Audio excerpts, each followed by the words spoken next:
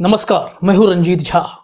राजस्थान, छत्तीसगढ़ और मध्य प्रदेश के नतीजों के बाद पूरा देश हैरान रहा कि कांग्रेस कहां चूक गई। और इस बीच मध्य प्रदेश के पूर्व मुख्यमंत्री दिग्विजय सिंह लगातार ईवीएम पर ठीकरा फोड़ रहे हैं। ऐसे में लोग कांग्रेस का मजाक भी उड़ा रहे हैं कि आप जब जीतते हो तो फिर ईवीएम की बात नहीं करते और हारते हो तो ईवीएम की बात करने लगते हो। लेकिन हर बार कांग्रेस ईवीएम पर बोलती जरूर है।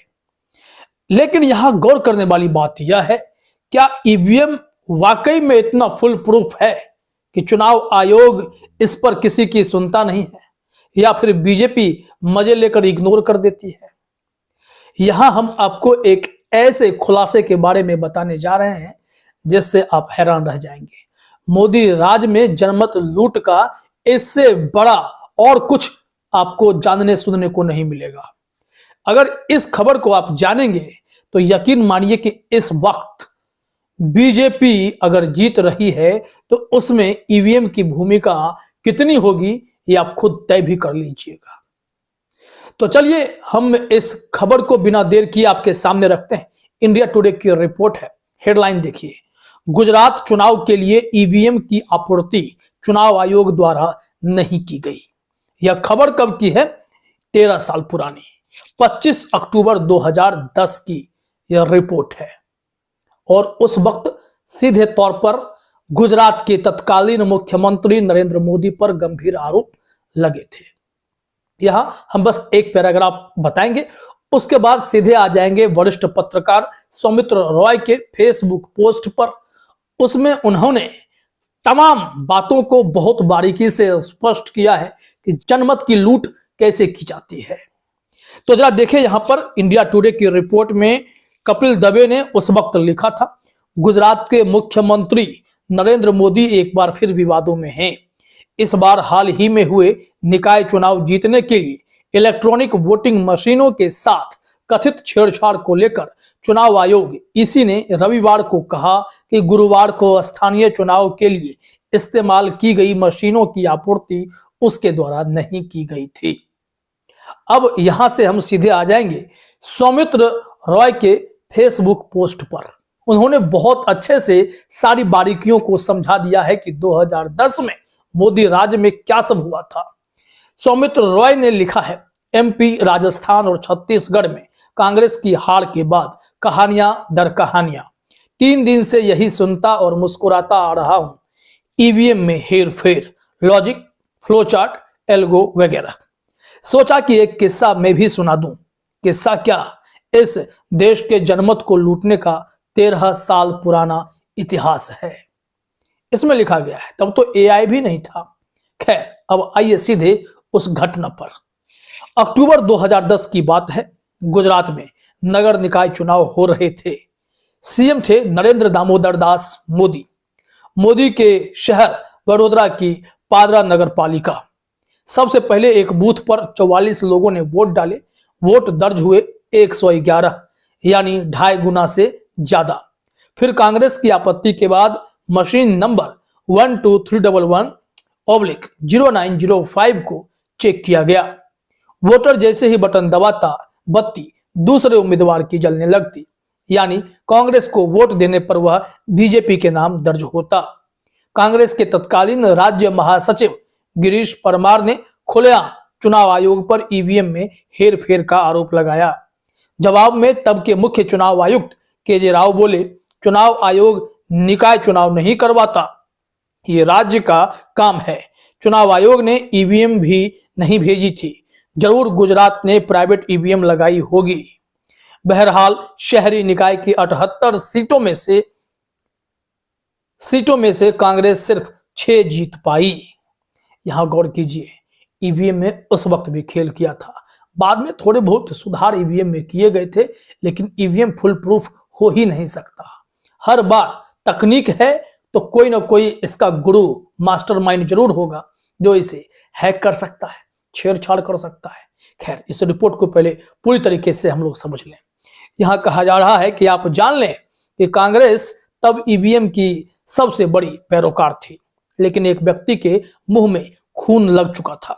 नरेंद्र मोदी जनमत को लूटने का मंत्र उन्होंने कांग्रेस से ही सीखा है। पहले पंचायत, फिर ब्लॉक, फिर शहरों में निकाय चुनाव में प्राइवेट ईवीएम भी लग सकती है। यह मैंने तब न्यूज रूम में बैठकर जाना था, और यह भी कि ईपीरोम को कैसे ब्लूटूथ से छेड़ा जा सकता है और कैसे RS-232 port serial data cable से वोट लूटा जा सकता है। तो मित्रों, निकाय यानी नगर निगम चुनाव से लूट का दरवाजा विधानसभा और फिर लोकसभा चुनाव का खुलता है। ईवीएम दर ईवीएम, प्राइवेट या सरकारी, या फिर प्राइवेट ईवीएम पर सरकारी ठप्पा। मेरे संपादक ने कहा था सवाल तैयार करो, दिल्ली ब्यूरो को भेजते हैं। कुल 40 सवाल तैयार हुए, जवाब नहीं आया। 2019 में ईवीएम को लेकर 37 सवालों पर चुनाव आयोग चुप रहा। यहां उन्होंने चुनाव आयोग को चूना आयोग कहा है। शायद चुनाव आयोग की ओर से भी कोई चूना लगता है।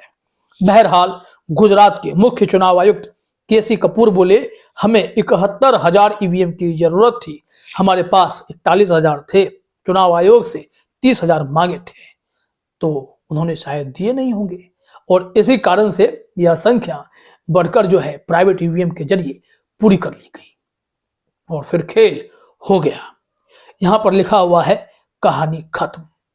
फिर आगे उन्होंने जो कहा है वो भी जानिए, ताकि ये समझ में आए कि लोकतंत्र में क्या गंध मची हुई है। इस लोकतंत्र को बचाने की जिम्मेदारी जिन पर है, संवैधानिक और नैतिक मूल्यों को बचाए रखने की जिम्मेदारी जिन पर है, वो तो ईवीएम खेलने में लगे। इसमें लिखा हुआ है AI और डीप फेक के जमाने में जनादेश को सिर्फ भीड़, वोट परसेंटेज या जातिगत आधार पर ही मत देखें। कितने ईवीएम प्राइवेट, कितने सरकारी और कितनों पर सरकारी ठप्पा, सब देखना होगा। भारत में 19 लाख ईवीएम गायब हैं। मैं कांग्रेस को भी दोष दूंगा कि उसने अपने पोलिंग एजेंट को कुछ नहीं सिखाया, अक्सर वे बूथ से गायब रहते हैं। अगर भारत के जनादेश को लूट से बचाना है तो ईवीएम के खिलाफ सड़कों पर मोर्चा खोलना होगा। MP में मोदी सत्ता की चालाकी सामने आ गई है, सत्ता बुरी फंसी है, लेकिन कांग्रेसियों की औकात नहीं कि सड़कों पर उतर सके। लूट उसे भी पसंद है, सत्ता उसे भी हड़पनी है। कुछ बोलने से पहले कहानी का लिंक देख लें, और वो लिंक इंडिया टुडे की है, जिससे हमने खबर की शुरुआत में ही आपके सामने रखी है। अब यहां पर लोग सवाल उठाने लगते हैं कि ईवीएम तो राजीव गांधी के समय में आया, कांग्रेस को ही ईवीएम पसंद थे, तो फिर क्यों नहीं बदल दिए जाते। अब इसको लेकर एक बेहतरीन जवाब सोशल मीडिया पर, ट्विटर पर मनीष सिंह ने दिया है। मनीष सिंह भी पत्रकार मालूम पड़ते हैं, और इनके ट्वीट को दिग्विजय सिंह ने भी शेयर किया है। यह पोस्ट वही है जो सौमित्र रॉय ने लिखे हैं, उनके ही वॉल से इन्होंने अपने ट्विटर हैंडल पर चस्पा किया, लेकिन सवाल पूछने वालों को मुंह तोड़ जवाब भी दिया है। अब इसमें उस सवाल और जवाब पर आते हैं। यहां शेख आरिफ ने एक कमेंट किया इनके इसी पोस्ट पर, जो सौमित्र रॉय के टेक्स्ट की कॉपी है। इसमें लिखा हुआ है, क्या ही बात कर दी मनीष भाई, कांग्रेस 1989 में ईवीएम लेकर आई। तत्कालीन प्रधानमंत्री राजीव गांधी को हाईटेक होने का भूत सवार था, वो भी ईवीएम से। उस समय ये विचार भले उचित लगता हो, लेकिन इसके खतरे तब भी स्पष्ट थे। एक के ईमानदार होने से अब ईमानदार नहीं हो जाते, ये नहीं कहा जा सकता है। तो इनके इस प्रश्न चिन्ह पर जवाब मनीष सिंह ने दिया। जरा देखिए, नेहरू लेके आए हों या मोहनदास करमचंद गांधी, उससे क्या लेना देना। उनके संविधान में हम 100 से ऊपर संशोधन कर चुके हैं, क्या ही फालतू तर्क है भैया। तब की टेक्नोलॉजी और आज की टेक्नोलॉजी में उछाल है कि नहीं, जो तब असंभव था आज वो संभव है कि नहीं, उस हिसाब से बदलाव करेंगे, या अकबर की बनाई जरीब और शेर शाह का छापा रुपया बोलकर सीने से लगाए रहे। उनके इस सवाल का जवाब उनके पास नहीं था। दूसरी तरफ किसी ने कहा कि जब आपकी सरकार 2004 से 2014 तक थी, तब आपने इसे क्यों नहीं ठीक कर लिया। इस पर भी मनीष सिंह ने कहा कि हमें लगा कि आप लोग करेंगे, क्योंकि बीजेपी वाले इस पर तो किताब लिख रहे थे। जो भाजपा के सांसद भी बने GVL नरसिम्हा राव, उन्होंने तो डेमोक्रेसी एट रिस्क करके ईवीएम के खतरों को बताते हुए किताब भी लिख दी थी। और उस किताब को देखने के बाद कोई भी कहता कि बीजेपी वाले निश्चित तौर पर ईवीएम के खिलाफ हैं। लेकिन जब मजे में जीत मिल रही थी और 2010 का वो कांड सामने आया था, उसके बाद तो कौन चाहेगा कि ईवीएम को बंद कर दिया जाए। तो वक्त आ चुका है दिग्विजय सिंह के नेतृत्व में मध्य प्रदेश में ही सही सड़कों पर जरा निकला जाए और आंदोलन किया जाए, ताकि यह समझ में आए कि ईवीएम का उपयोग उचित नहीं है। अगर अब सुरक्षा व्यवस्था इतने मजबूत हो रखे हैं तो बैलेट पेपर से भी चुनाव हो सकते हैं। वक्त लगेगा गिनती में, लेकिन वो निष्पक्ष होगा। और दूसरी बात यह है कि जैसा कि मनीष सिंह ने कहा कि उस वक्त जब ईवीएम लाया गया होगा तो उस वक्त की टेक्नोलॉजी प्रूफ होगी एकदम से कि यहाँ पर छेड़छाड़ संभव नहीं है। लेकिन समय के साथ चीजें एकदम से बदलने लगती हैं, उस तकनीक में छेड़छाड़ की जा सकती है।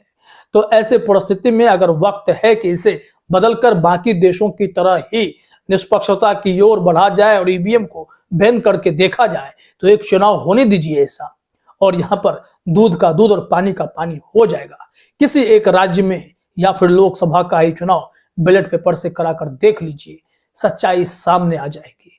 तो देखते हैं कि मोदी जी इस चुनौती को स्वीकार करते हैं या नहीं। फिलहाल इस वीडियो में इतना ही। आप सभी का हमसे जुड़ने के लिए बहुत बहुत धन्यवाद।